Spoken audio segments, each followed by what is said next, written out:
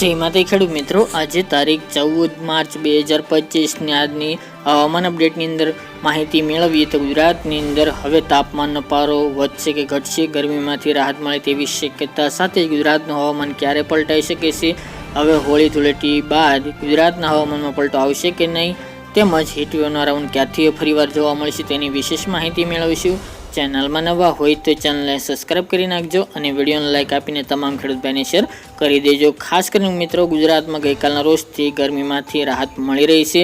ખાસ કરીને અસંખ્ય તાપ અને ગરમીમાંથી ઘણો છુટકારો મળી ચૂક્યો છે ગઈકાલના રોજથી। આપણે પહેલાં પણ જણાવ્યું હતું કે હોળી ધૂળેટી દરમિયાન તાપમાનમાં ઘણો બધો ઘટાડો જોવા મળી શકે છે। 3 થી 5 ડિગ્રીનો સુધીનો ઘટાડો હજુ પણ જોવા મળે તેવી શક્યતા રહેલી છે। તાપમાન ધીરે ધીરે ઘટી રહ્યું છે, જેના કારણે ગુજરાતમાંથી હવે હાલ તો ગરમીમાંથી રાહત જેવો માહોલ સર્જાઈ ચૂક્યો છે। હવે વાત કરવામાં આવે તો તાપમાનની, અત્યારે તાપમાનની રેન્જ 15 થી લઈને 19 તારીખ દરમિયાન તાપમાનની રેન્જ 36 થી લઈને 39 ડિગ્રી વચ્ચે જોવા મળે તેવી શક્યતા રહેલી છે। હમણાં ગુજરાતની અંદર હીટવેવનો રાઉન્ડ કે ભયંકર ગરમી જોવા મળે 20 તારીખ સુધી તેવી શક્યતા ખૂબ ઓછી જોવા મળી રહી છે। અત્યારે તાપમાન 5 ડિગ્રી સેલ્સિયસ સુધી ઘણા બધા ભાગોની અંદર નીચે જોવા મળશે। ઓવરઓલ જે 40 ડિગ્રી બહાર તાપમાન નોંધાયું હતું તેમાં ક્રમશઃ ઘટાડો જોવા મળે તેવી શક્યતા રહેલી છે। ખાસ કરીને મિત્રો વાત કરીએ તો આજથી 19 માર્ચ સુધીની, તો જેમની અંદર પવનો મુખ્યત્વે પશ્ચિમ ઉત્તરના અને પશ્ચિમના ફૂંકાઈ શકે છે। સાથે જ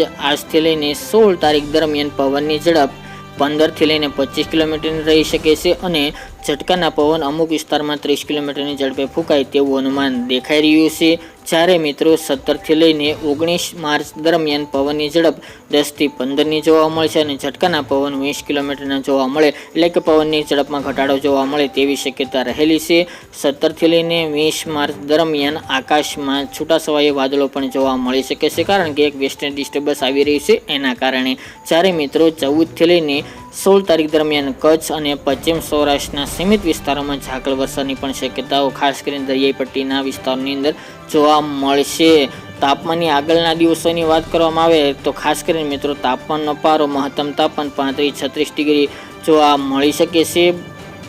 આજથી વાત કરીએ તો જે હીટવેવનો રાઉન્ડ યથાવત જોવા મળ્યો હતો તેમાં ઘટાડો જોવા મળી રહ્યો છે ને 2 દિવસથી મહત્તમ તાપમાન દરરોજ 1 ડિગ્રી નીચે જોવા મળે આજથી તેવી પણ શક્યતા રહેલી છે।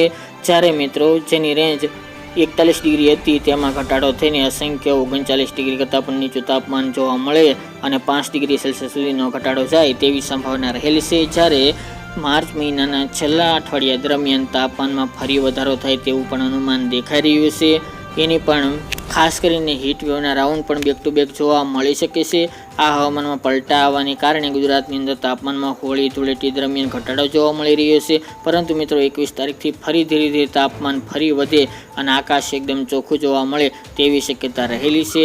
હાલ ગુજરાતની અંદર હમણાં માવઠાની શક્યતા જોવા મળતી નથી, હવે સિસ્ટમ આવે છે તે ઉપર આધાર રહી શકે છે, કોઈ પણ ફેરફાર હશે તો અપડેટ આપતા રહીશું। આ તે મિત્રો આજની વહેલી સવારની અપડેટ।